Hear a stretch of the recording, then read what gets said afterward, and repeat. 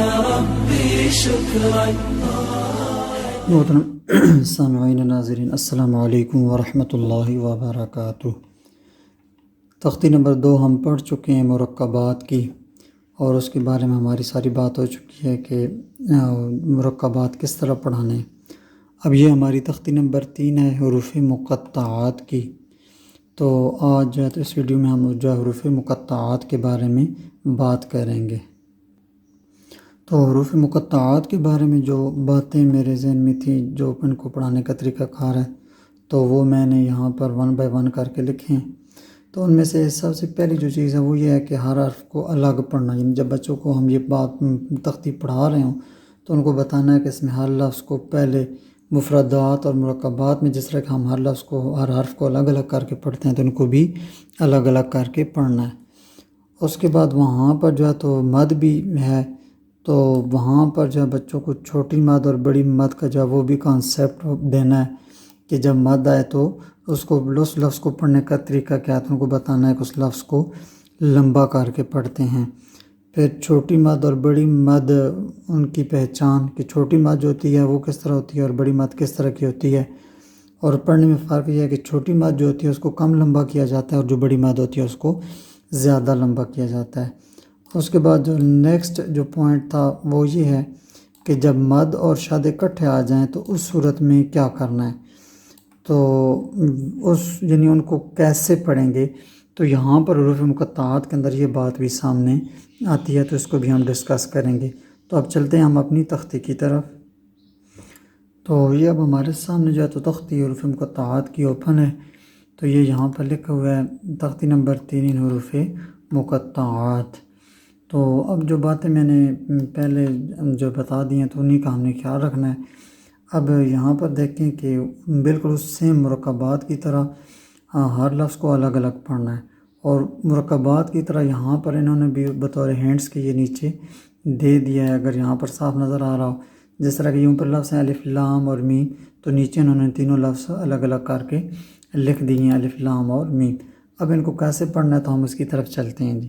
تو پہلی وہی بات کہ ہر لفظ کو الگ الگ پڑھنا ہے۔ نمبر 2 مد کا بھی خیال رکھنا ہے، اور نمبر 3 کہ اگر مد اور جو ہے تو شد، یہ دونوں چیزیں اگر اکٹھی آ جاتی ہیں تو پھر ان کو کیسے پڑھنا ہے، اس چیز کو ہم نے بھی یہاں پر ڈسکس کرنا ہے۔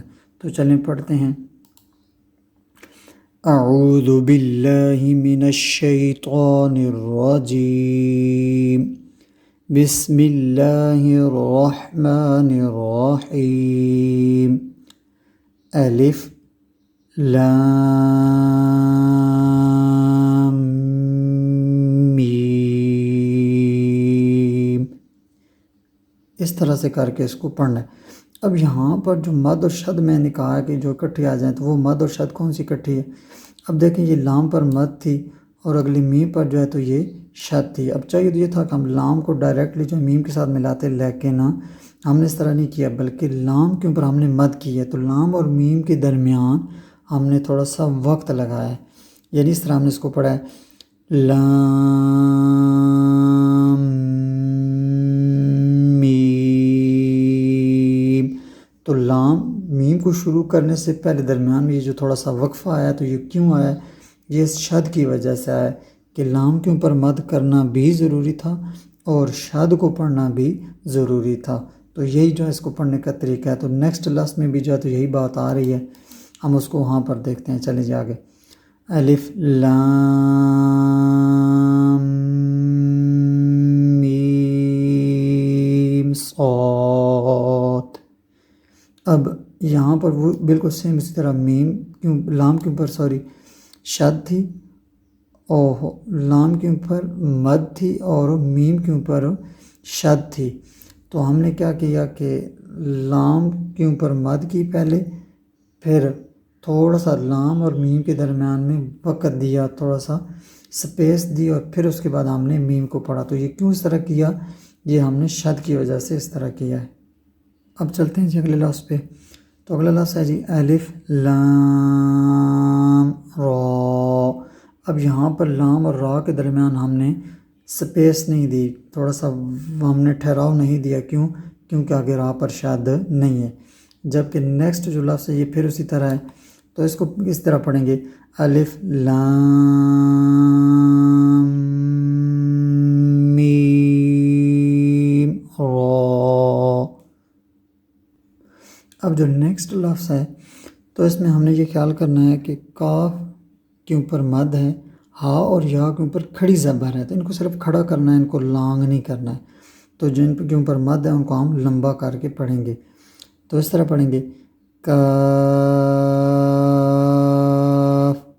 ہا یا عین صاد، اس طرح سے کر کے ان کو پڑھیں گے۔ اب اگلا جو لفظ ہے تو اس کے اوپر صرف کھڑی زبریں ہیں، تو ہم نے ان کو کھڑا ہی کرنا ہے، تو جسٹ ان کو اسی طرح پڑھا جائے گا طٰہٰ۔ تو تقریباً یہ لفظ ایک ہی جیسے ہیں، آگے جو ہے نا کوئی ایسا مشکل لفظ نہیں ہے، سب کے اوپر مدیں ہیں تو ان کو ہم نے لمبا کرنا ہے۔ تو اس میں سے جو مین چیز تھی جو زیادہ انسان کو کنفیوز کرتی ہے وہ یہی تھی کہ جس طرح کہ اب اگلے لفظ پہ بھی آ رہی ہے کہ مد بھی ہو اور اس سے اگلے لفظ پر شد بھی ہو۔ اب ظاہری بات ہے کہ مد کا مطلب ہوتا ہے لفظ کو لمبا کرنا، اور شد کا مطلب ہوتا ہے کہ پچھلے لفظ کو اس کے ساتھ ڈائریکٹلی ملا دینا۔ تو اب ہم نے ان دونوں چیزوں کی رعایت کرنی ہے، تو وہ طریقہ کار میں نے آپ کو بتایا کہ ہم اس کو کیسے پڑھتے ہیں، اس کو پڑھنے کا طریقہ کیا ہے۔ تو اس لفظ کو بھی ہم پڑھ لیتے ہیں۔ اب طاء کے اوپر کھڑی زبر ہے تو اس کو ہم نے جسٹ کھڑا کرنا ہے، تو ہم اس کو اب کس طرح پڑھیں گے؟ تو اس کو جو پڑھنے کا یہ طریقہ ہوگا طاء سین میم، اس طرح سے کر کے اس کو پڑھیں گے۔ تو اگلے جو جتنی بھی لفظ ہیں تو کھڑی زبر اور مد ہی ہے، اور وہ مد الگ ہی ہے، اس کے اوپر شد وغیرہ نہیں ہے، تو لہٰذا ان کو پڑھنا آسان ہے۔ تو محترم سامعین، یہ جو تخطیطی حروف مقطعات کی ان کو پڑھنے کا طریقہ یہی ہے۔ تو اب ان کو مرکبات یا مفردات کے ساتھ اس لیے لایا گیا کہ جس طرح مفردات کو الگ الگ پڑھتے ہیں، مرکبات میں بھی ہم ان لفظوں کو الگ الگ پڑھتے ہیں، تو اسی طرح ان کو بھی ہم الگ الگ پڑھتے ہیں۔ تو یہ جو ہمارا اگست تک کا سلیبس تھا، تو اب ہمارا جو آگے جو تختی نمبر 4 شروع ہو جائے گی، تو وہ ستمبر کے جو ہے نا مہینے کے لیے وہ سلیبس شروع ہو جائے گا۔ بہرحال ہم اس کو ترتیب سے کرتے رہیں گے اور ہم چلتے رہیں گے۔